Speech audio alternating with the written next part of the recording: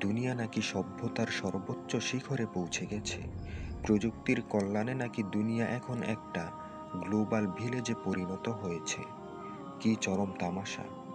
যদি তাই হবে, একটা নিরীহ উপত্যকায় পরিপূর্ণ আয়োজনের সাথে বছরের পর বছর, মাসের পর মাস, সপ্তাহের পর সপ্তাহ, দিনের পর দিন যে ধ্বংসযজ্ঞ চালানো হচ্ছে, এই ভয়ঙ্কর ভয়াবহ ধ্বংসলীলা দেখেও গোটা দুনিয়া কিভাবে না দেখতে পাওয়ার ভান করে আছে।